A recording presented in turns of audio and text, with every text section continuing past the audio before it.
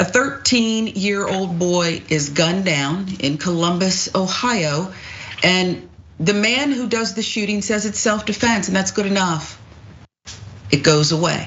Let's tell you more about that case that happened in October 12th was the date, Columbus Hilltop neighborhood.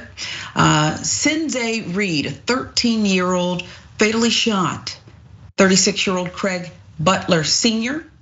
The shooter, an eyewitness who knows Butler, saw him exit a red truck and fire multiple times at Sinzae, striking him several times. Butler then got into his vehicle, fled the scene. Butler was previously convicted in Franklin County for misdemeanor domestic violence. And according to court records, which under federal law would prohibit him from having a gun. But there he was, October 12th, in the neighborhood, shooting down, killing the 13-year-old.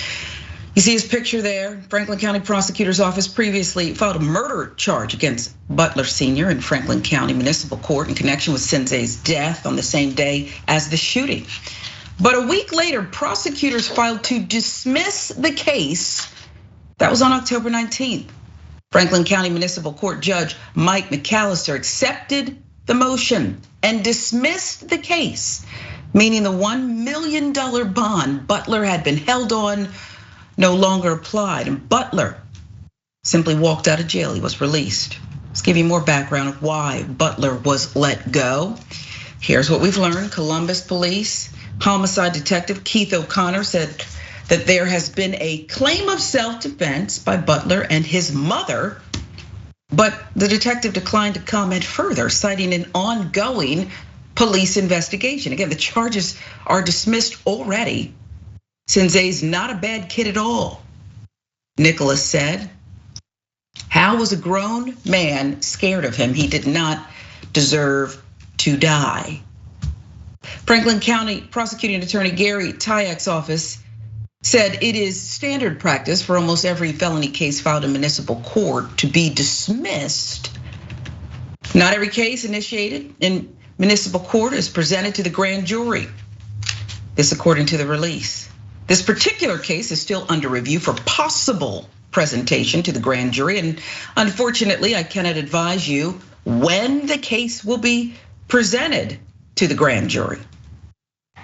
That from the Columbus Dispatch.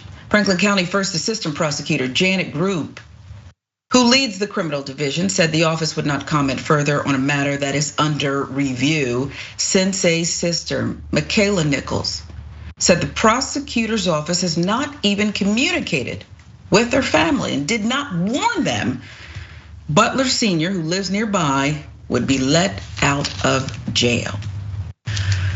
Jeff, the first thing that surprised me in this case was on the same day, murder charges were filed. The next, of course, a week later, without really any kind of explanation that the public deserves, and you can comment more on how people are outraged, what people are saying in your community. Explain to us your thoughts about it, but also what people are saying there, because here we go again. Well, yeah, the first thing I thought when I came across this story was Ohio, as of April of 2021, eliminated their duty to retreat before using force kind of law. So what we know is stand your ground, and it goes like this. If someone shot in self-defense, the burden was on the shooter to prove that's why they did it. Well, now with the stand your ground law, the burden shifts to the prosecutor to prove the shooting was not justified. And that includes homes and cars, which would be in this case. So I was surprised that more information hasn't come out about that, because that's what I was looking into myself. Yeah, the community is devastated, absolutely. And as of 2020, I believe the three neighborhoods in the city of Columbus where homicide is most prevalent is Linden, it's Franklinton, and Hilltop, where this took place. This is tragic and it's horrible, and I hope justice is served, because as I just read from this law, prosecutors are gonna have to prove that he didn't have to retreat, meaning this 13-year-old child was gonna put him in some kind of danger somehow. I don't know if there was a weapon found or anything like that, and according to the family, he wasn't like that. So I'm just hoping for the best in this situation, which would be justice. This man being put behind bars, because they're not gonna get their child back. we're not gonna get a member of this community back either. So let's do the right thing here. Yeah, and do the right thing depends on who you ask, apparently. And this notion that prosecutors, their hands are tied, because of this new law on the books, that's phony too, right? Because why not put it to a grand jury, okay? Why not put it to a grand jury and let people decide? And I would guess that if they found a gun on the 13-year-old, around the 13-year-old, they would make sure we knew that, right, Jeff?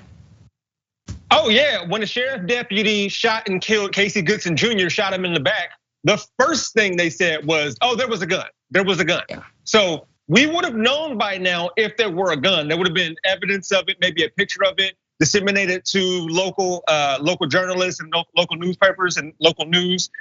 I haven't heard about that, but then again, this happened in October and I didn't hear about this until a couple of days ago. So like I said, hopefully the grand jury will take this case and do what's right, but as much hoping and wishing I can do, we never know with these situations. Yeah, remember they said, we may present it to a grand jury, but based on the way they've treated the family here, according to, the sister, they haven't even communicated, didn't even give them a heads up that, oh, by the way, the guy who's charged with murder, Butler Sr., he's gonna walk out of prison today and come right back to, I guess, close to your neighborhood, said he lives nearby. So based on that, does the community, and I know you haven't talked to everybody, but just sampling, does the community really believe that there's gonna be any thought of justice here or any grand jury proceeding here? Because based on what the police are saying, the prosecutor's office, they don't really even seem to care about public pressure and they're not giving much information at all. Well, I can't speak for everybody, but again, you're letting someone we know. And look, I understand why newspapers and news outlets use the word alleged, okay? I'm aware of why they do that. This man shot and killed someone, a child. That individual is a danger to society right now, and he was let go. So if there was an idea of justice being served, the first instance of him being let out made everyone question if that's actually going to happen, and I understand why. Yeah, and this alleged, he's not denied that he's the shooter. Just he and his mother say it's self-defense. And I guess I'd say this, for this law that's on the books, do you have any doubt that if you were somehow in Butler, and I can't see how you would ever be, but Butler Sr.'s shoes, right? And you had perpetrated this, do you think that you know what I'm getting at, right? Yep, no, there's no. I would assume the worst for myself. I would assume expeditious justice would be coming to me if I was in a stand your ground situation. And we can talk about it, by the way, because we know stand your ground became very prevalent across the nation after it came out of Florida. And I don't assume that a law like that would benefit me in any way.